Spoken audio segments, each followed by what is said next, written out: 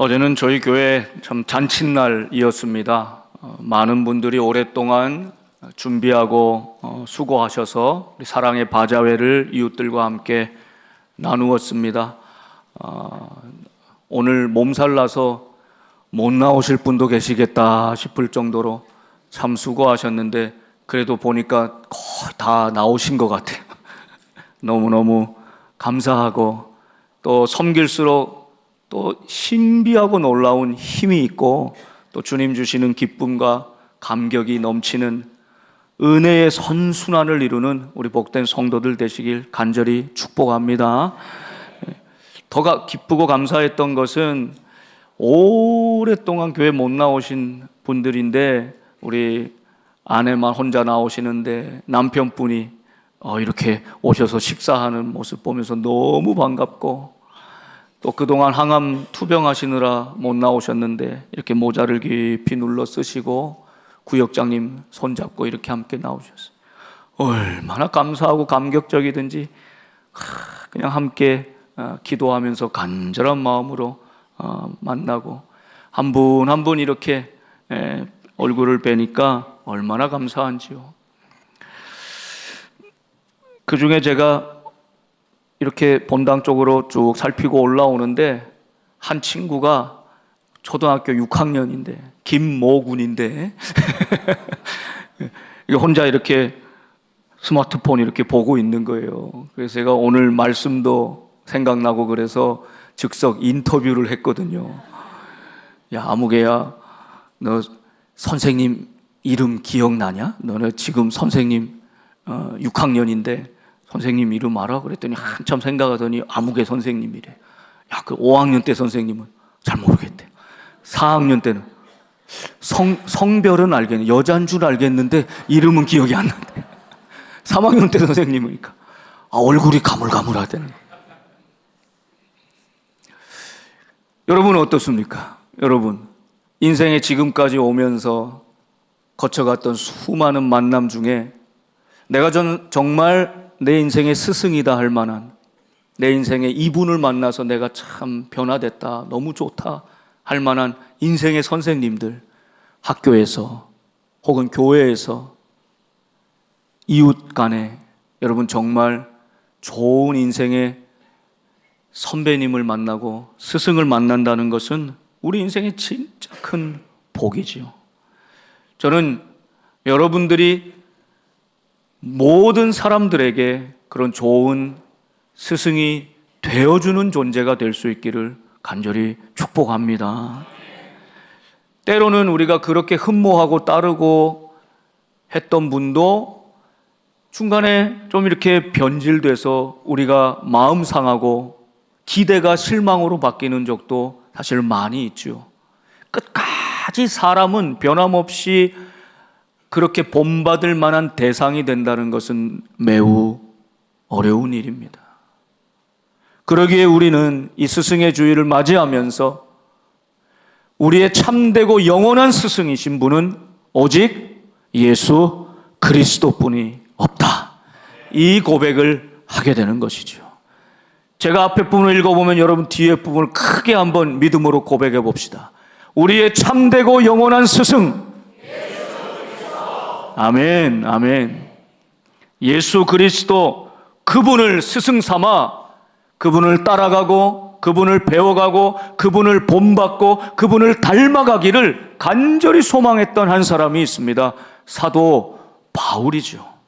그 바울이 오늘 우리에게 권면하고 있는 이 고린도전서 4장의 말씀이 오늘 정말 우리 인생의 스승, 어른다운 어른을 사표를 찾기 어려운 이 시대 가운데 우리의 영원한 스승 예수 그리스도를 바라보며 우리는 우리 자녀들에게, 후손들에게, 후배들에게 어떤 모습으로 남을 것인가를 깊이 생각하며 이 은혜를 나누기를 소망합니다. 바울은 고린도 교회를 향해서 말하고 있습니다. 그리스도 안에 1만 스승이 있다. 스승은 참 많은데 아버지는 많지 아니한다. 선생된 자는 많이 있다. 그런데 진짜 아버지의 마음으로 그렇게 삶으로 사랑하고 섬기는 진짜 스승은 그리 많지 않다. 여러분, 야고보서에서는 그래서 너희가 너무 많이 선생되지 말라 이렇게 경고하기도 하지 않습니까? 우리가 누군가 앞에 서고 가르치고 내 삶을 따라오라고 말할 만한, 보일 만한 스승이 된다는 것은 한편으로 영광스럽지만 한편으로 매우 두려운 일이기도 합니다. 오늘 바울은 일만 스승이 아니라 참된 스승, 그 생명을 품고 낳고 책임지는 아버지 같은 스승이 많아지기를 소망하면서 그분은 우리 주 예수 그리스도임을 선포하고 있는 것입니다. 고린도 교회는 많은 문제를 가지고 있었습니다. 그 중에 가장 두드러지고 심각한 문제는 분열의 문제였습니다. 왜 사람들이 나뉘어 분열했는가? 고린도전서 1장 12절 말씀대로 어떤 사람은 나는 바울에게 속하였다. 어떤 사람은 나는 아볼로에게 속했다. 나는 게바, 베드로에게 속했다. 심지어 어떤 사람은 나는 그리스도에게 속한 자다. 사람의 호불호에 따라서 사람을 중심으로 같이 믿음으로 섬기는 자도 다 그리스도 안에 있는 것인데도 심지어 바울, 아볼로, 게바, 파, 그리스도파까지 만들어서 서로 경쟁하고 분열하고 있는 모습을 보고 있는 것입니다. 자, 이런 모습을 보면서 바울은 그들을 꾸짖고 책망하기 전에 이렇게 말하고 있습니다. 우리 고린도전서 4장 14절 말씀이죠. 내가 너희를 부끄럽게 하려고 이것을 쓰는 것이 아니라. 너희들 가운데 이 시기와 분쟁과 다툼의 문제가 있는 것도 알지만 내가 이걸 책망하고 아프게 해서 너희를 부끄럽게 하려는 것이 아니라 어떻게 해요? 오직 너희를 내 사랑하는 자녀같이 권하려 하는 것이라. 바울의 마음은 첫 번째, 내 사랑하는 자녀같이 이 예수님의 마음을 품었던 것입니다. 영원하고 참된 스승, 우리를 자녀같이 품어주시는 그 부모의 마음을 품었다는 것입니다. 이것이 그냥 스승과 아버지의 마음을 품은 영적 부모와 같은 스승의 차이점이라고 말하고 있는 것이죠. 여러분, 부모의 마음이 어떻습니까? 때때로 내 자녀라서 내 마음대로 되지 않지만 어찌 보면 옆집 아이에게는 관대하고 칭찬해 줄 수 있지만 내 자녀이기 때문에, 너무 잘 알기 때문에, 너무 기대가 높기 때문에 때때로 책망하기도 하고 꾸짖기도 하지만, 그러나 진짜 자녀를 향한 부모의 마음은 이렇게 정리해 볼 수 있죠. 기다려주는 마음, 스스로 일어나도록, 스스로 상처를 툭툭 털고 딛고 일어나도록, 어두운 문을 열고 나오도록, 내가 문을 부셔서 끄집어내는 것이 아니라 그 아이가 스스로 일어나 나올 수 있도록 기다려주는 마음, 이게 부모의 마음 아닙니까? 그렇지만 포기하지 않는 마음, 끝까지 옆에서 함께 응원하고 격려해 주면서 포기하지 않는 마음, 정말 바르게 되기를 원하는 마음, 잘못했으면 그 자리에서 다시 일어날 수 있는 용기를 가진 그런 자녀들을 향한 마음인 것이죠. 예수님의 마음이 이러하지 않았습니까? 예수님은 육신의 자녀가 없으셨죠. 바울도 육신의 자녀가 없었습니다. 그런데 오히려 더 우리를 자녀같이 여기고 품으셨다. 이것이 얼마나 한편으로 위로가 되고 도전이 되는지 몰라요. 결코 포기하지 않는 기다려주는 마음, 예수님의 마음이었었죠. 믿었던 베드로가 실족하고 넘어졌을 때도 끝까지 기다려주십니다. 책망하지 않고 부활의 주님 찾아가 그에게 용서하며 다시 일어날 힘을 주시죠.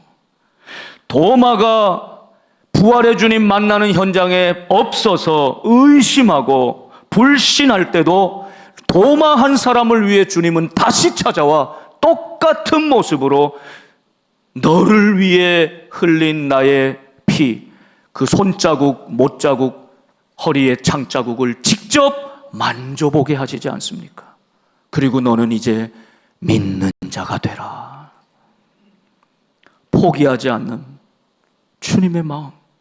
제자들이 십자가 앞에서 결국 다 도망쳐 버렸을 때도 끝까지 그들을 믿어주시는 마음.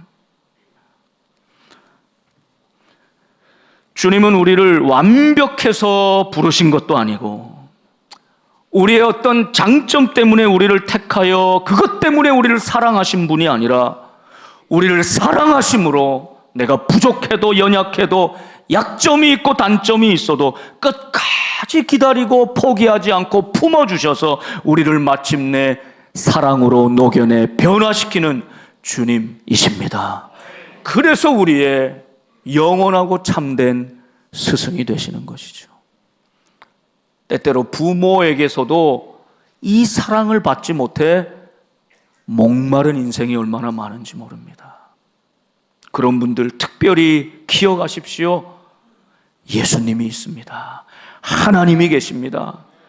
여러분의 부모가 되어주시고 여러분을 끝까지 기다려주시고 포기하지 않으시고 변화시켜서 가장 행복한 인생으로 만들어주시는 주님이 여러분의 영원한 스승 되시는 줄 믿습니다. 두 번째, 주님의 마음, 어떤 마음일까?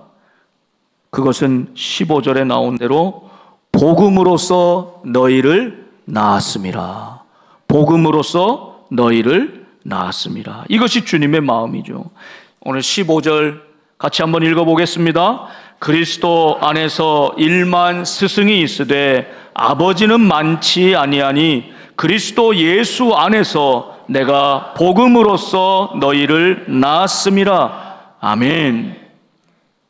예, 내 사랑하는 자녀, 영적 부모와 자녀이기 때문에 부모이니까 아버지고 어머니니까 당연히 생명을 낳습니다.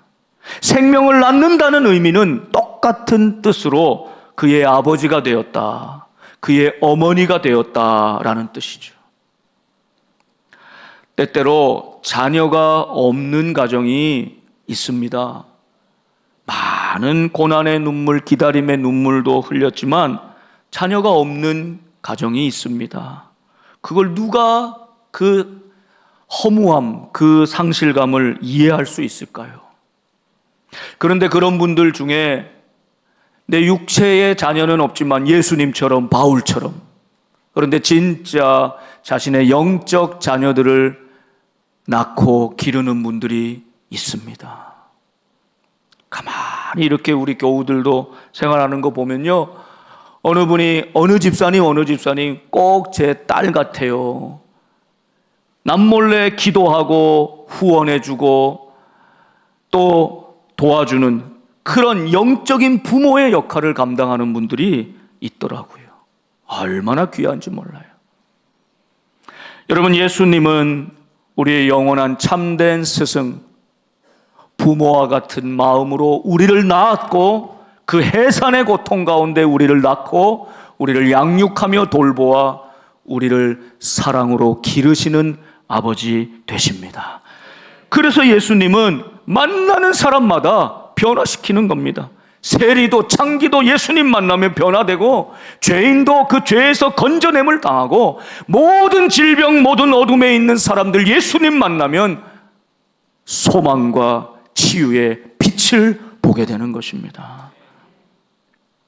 오늘 여기서 일만 스승이라고 할 때 스승으로 번역된 헬라어는 파이다고고스라고 하는 말인데, 이 말은 원래 어떤 성년이 되지 않은 아이, 소년, 그들을 학교에 오고 갈 때 인도하고 관리하고 돌봐주고 보살피는 사람이 있었는데 주로 노예들이 이 일을 했었습니다. 이 사람들을 가리켜서 파이다고고스 이렇게 불렀어요.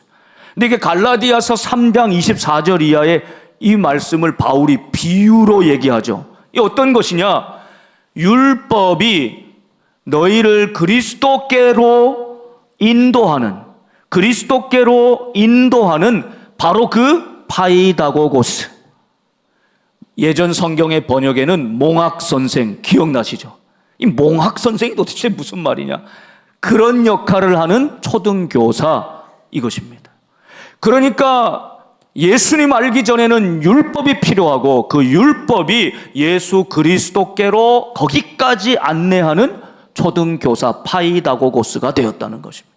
그런데 이제 믿음으로 말미암아 의롭다함을 얻은 인생은 어떻게 변화됩니까? 25절 믿음이 온 후로는 우리가 더 이상 그 초등교사 몽학 선생 아래에 있지 아니하도다. 율법의 기능과 역할은 거기까지다. 이제 예수님 만났으면 우리는 예수님 안에서 26절 믿음으로 말미암아 그리스도 예수 안에서 하나님의 아들이 되었으니. 할렐루야. 바울은 이 놀라운 복음의 진리를 오늘 부모와 자녀의 관계로 말하고 있는 것입니다. 그냥 스승과 제자, 지식과 정보를 전달하고 가르치는 그 교사가 아니라 우리 모두는 예수 그리스도 안에서 이제 자유하게 되어서 주님과 세례를 받음으로 한 몸이 되어 이제 그리스도로 옷 입은 존재가 되었다. 예수님 때문에 우린 하나님의 자녀가 되었다. 하나님이 우리를 낳으셨다. 이 뜻인 것이죠. 그러므로 사랑하는 여러분, 교회 학교 교사만 교사가 아니라 우리 모두가 어떤 의미에서는 영적인 부모, 교사입니다. 우리의 예배드리는 모습, 우리의 신앙생활하는 모습, 우리의 삶의 모습을 우리 후손들은, 우리 자녀들은 다 지켜보고 있다는 거예요. 다 보고 따라하게 돼 있다는 것입니다.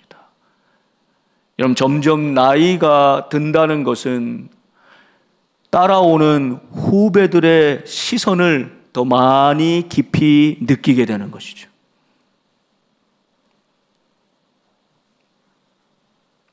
젊었을 때는 내가 따라가야 될 인생의 롤 모델을 보며 따라가기 바빴는데, 나 저렇게 되면 좋겠다. 저렇게 믿으면 좋겠다. 저분처럼 살면 좋겠다. 이렇게 됐는데 이제 점점 내 뒤에 나를 보고 따라오는 자손들이, 후배들이 더 많아진다는 것이죠. 저는 우리 복된 성도들이 믿음의 영적 부모가 되어서 복음으로 내가 너를 낳았다 할 만한 영적 자녀들을 많이 낳는 아버지, 어머니들, 영적 스승들이 될 수 있기를 주님의 이름으로 축복합니다. 할머니, 할아버지들은, 당연히 우리 조부모님들은 우리 손주들의 영적인 부모가 되어 주어야 합니다. 스승이 되어 주어야 합니다.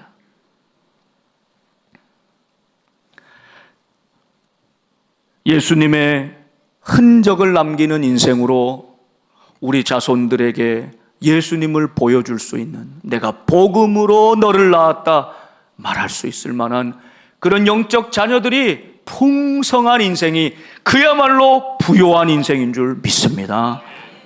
마지막 세 번째는요, 16절 말씀의 고백이죠. 주님의 마음, 바울의 마음, 이것입니다. 너희는 나를 본받는 자가 되라. 너희는 나를 본받는 자가 되라. 바울은 고린도전서 11장 1절에도 이 말씀을 똑같이 반복합니다. 내가 그리스도를 본받는 자 된 것 같이 너희는 나를 본받는 자가 되라. 아멘. 본받음의 원리, 따름의 원리입니다. 내가 그리스도를 본받고 그대로 닮아갈 때 내 자녀들이, 후손들이, 이웃들이 나를 보면서 본받을 때 예수님을 따라가게 되는 것이죠. 닮아가게 되는 것이죠. 그래서 한 사람이 중요합니다. 한 사람의 삶이 참으로 중요한 이유가 여기 있는 것입니다. 저는 이 말씀을 읽고 묵상할 때마다 늘 부끄럽고 늘 부족함을 경험합니다. 정말 바울처럼 나는 우리 자손들에게, 자녀들에게, 우리 교우들에게 여러분은 나를 따라오십시오. 나를 본받으십시오. 그러면 예수님을 따르게 될 것입니다라고 말할 수 있을 만한 그런 삶을 살고 있는가 생각할 때 참 부끄럽고 두려운 말씀이 아닐 수 없어요. 그러나 여러분, 낙심하고 포기하는 것이 아니라 다시 오늘 이 말씀의 거울 앞에 나를 비추어 보면서 주님, 내가 주님을 더욱 닮아가기 원합니다. 주님을 더욱 본받는 인생 되기를 원합니다. 그럴 때 내 자손들도, 내 이웃들도, 내가 복음을 전하고 싶은 그 사람도 나를 보며 주님께로 나오는 역사가 있게 하여 주시옵소서. 반드시 그렇게 하실 주님을 기대합니다. 여러분, 이 믿음으로 다시 이 말씀 앞에 서게 되는 것이죠. 여러분, 선하고 거룩하고 좋은 것은 본받기가 쉽지 않습니다. 잘 모르기도 합니다. 잘 드러나지 않기 때문에.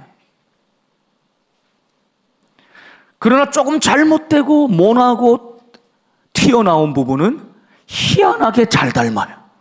금방 따라가요. 우리 예수님을 생각해 보세요. 예수님이 우리의 영원하고 참된 스승이신 이유는, 우리가 영원히 본받고 싶은 주님이신 이유는, 그분은 말씀만 하신 것이 아니라 실제로 그렇게 본을 보이시고 삶으로 살아내신 분이시기 때문입니다. 예수님은 사랑을 말씀만 하지 않으시고 실제로 십자가를 지셨잖아요. 죽으셨잖아요.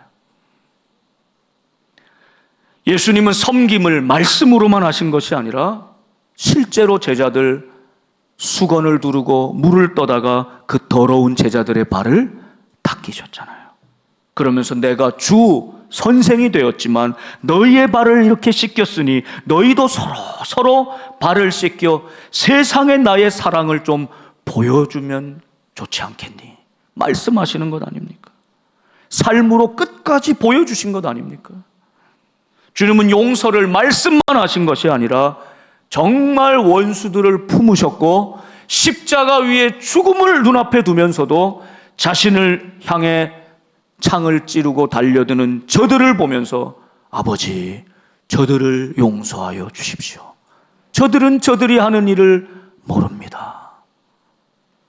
주님이 십자가 위에서 끝까지 우리에게 보여주신 이 사랑과 섬김과 용서는 말이 아니라 삶이었고 본이었고 정말 우리가 따르기를 원하는 간절한 주님의 모습이었던 것이지요.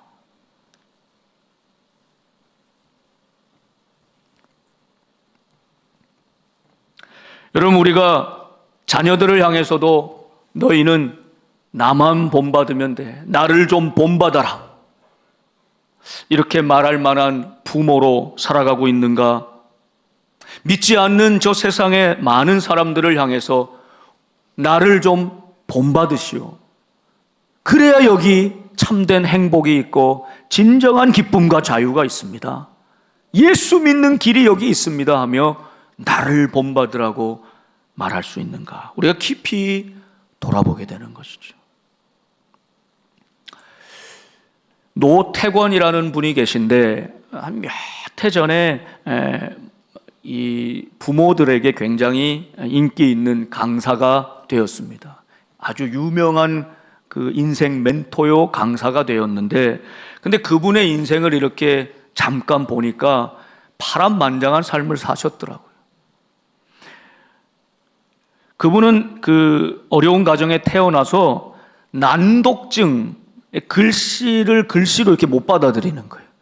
그림처럼 보이는 거예요. 그러니까 글자를 읽을 수가 없어요. 그러니까 그런 모습으로 어떻게 공부가 됐겠습니까? 그냥 중학교까지 어떻게 다니면서 졸업을 했어요. 그 이후에는 이 막노동하면서 평생 이렇게 살았는데 나중에 결혼하고 두 아들을 낳았습니다. 그 두 아들 첫째가 1학년 때쯤 됐을 때 아빠는 꿈이 뭐예요? 이렇게 물어보더라는 거예요. 그러고 생각해 보니까 꿈이 없어요. 그냥 하루하루 이렇게 자식들 돌보면서 어떻게든 살아내려고 하지 꿈이라고 생각해 본 적이 없어요. 그때부터 아이들에게 꿈이 있는 아빠의 모습을 보여주기 위해 내가 진짜 뭘 하면 좋을까, 내 꿈이 뭘까를 생각해 봤다는 거예요. 자식들에게 당당하고 멋진 아빠가 되기 위해서. 그리고 생각해 보니까 공부를 다시 좀 해봐야겠다. 이 평생 한이 남았는데, 그래서 다시 한글부터 깨우치고요, 이렇게 공부를 시작했다는 거예요.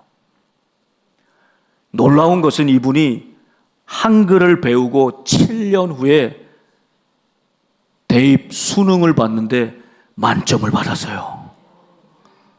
그러니까 굉장히 어떤 공부하는 재능이 있는 분인데 꽃을 피우지 못한 거죠. 여러분 아직 포기하지 마십시오. 여러분도 수능에 도전해 보시면 혹시 만점자가 나올지도 몰라요. 아니 꼭 그런 부분만 아니더라도 여러분 포기해버린 꿈이 있다면 한번 찾아보시고 도전해 보세요. 아직 끝나지 않았습니다. 이 아들의 꿈 때문에 꿈이 있는 아빠가 되기 위해서 공부를 시작하고 7년 만에 이렇게 아름다운 열매를 맺었어요. 그래서 이 아빠는 국제 변호사가 되기로 다짐을 하고 공부를 하려고 하는데, 문제는 그 아들들이 이제 컸는데 고등학생이 됐는데 그냥 컴퓨터 앞에 앉아 24시간 게임만 하는 게임 중독이 돼버린 거예요. 이 아빠가 그래서 내 꿈이고 뭐고 국제 변호사고 뭐고 이제 아들들을 살려야 되겠다 이 마음으로 모든 일을 다 접고, 이 아빠가 생각한 것은 어떻게 하면 좀 여기서 떨어지게 할까. 그래서 막 아무리 떨어져라 몇 시간 뭐 약속하고 이래도 말 안 듣잖아요. 그래서 아빠랑 약속 하나만 하자. 하루에 딱 2시간만 아빠한테 줘라. 그래서 아빠랑 같이 걷고 산책 좀 하자. 운동 좀 하자. 이렇게 해서 매일 2시간씩 이 두 아들을 컴퓨터에서 떼내가지고 운동을 하기 시작한 거예요. 이게 탁월한 방법이 됐어요. 자연스럽게 운동하면서 생각하면서 대화하면서, 처음부터 잘 됐던 건 아니에요. 이거를 시킨다고 그냥 막 너무 싫어하고 아이들이 막 그냥 빨리 뭐 얼마 됐냐고 빨리 돌아가겠다 그러고, 얼마나 그게 심했는지, 가론 춘천의 소양강 거기 근처에 사셨는데 소양강변을 이렇게 걷다가 아들들하고 걷다가 얼마나 속이 답답하고 이 아빠의 마음을 보여주고 싶은지 겨울에 영하 20도가 넘는 차가운 강물에 배낭을 맨 채로 그냥 확 들어가 버렸대. 어떻게든 이 아빠의 마음을 좀 아이들에게 알려주려고. 아이들이 막 놀래가지고 막 이렇게 부르면서 이런 해프닝을 겪으면서 조금씩 아이들 마음이 열리고 스스로 왜 공부를 해야 되는지를 깨달으니까 어떻게 해야 되는지도 알더라는 거예요. 이 아이들도 그래서 열심히 한 2년 정도를 스스로 공부하더니 두 아들이 다 서울대학교에 갔어요. 남일이라고 별로 놀라지도 않지만, 우리 정교정 목사님 개척교회 이제 8년째 이렇게 하고 섬기는데 어려워요. 그래도 매일 꾸준히 복음을 전하고 있어요. 참 스승의 날이라고 엊그제 찾아왔어요. 황성재 목사님하고. 그래서 이런저런 얘기 나누고 하는데, 그 아들 첫째가 첫해 고대를 갔다가 너무 아쉬워서 반수를 하고 올해 다시 서울대 국어교육과 입학을 했어요. 그랬더니요, 막 집안 가정 문중에 막 플랜카드 다 걸고 아직도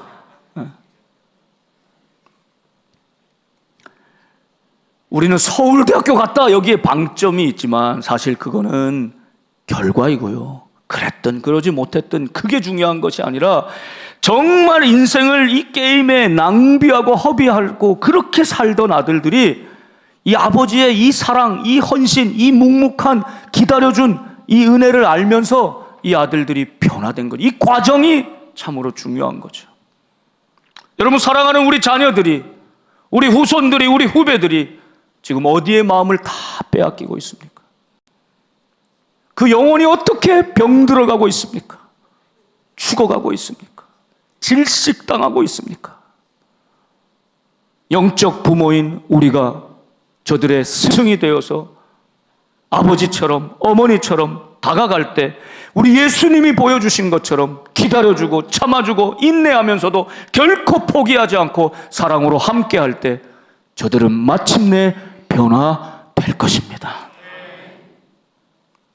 오늘 다시 한번 이 말씀을 마음에 새기며 우리의 영원하고 참된 스승 예수님의 마음을 품는 우리 모두가 될 수 있기를 바랍니다. 나는 사람을 세우고 있는가? 품고 있는가? 복음으로 생명을 낳고 있는가? 내 삶으로 본을 보이고 있는가?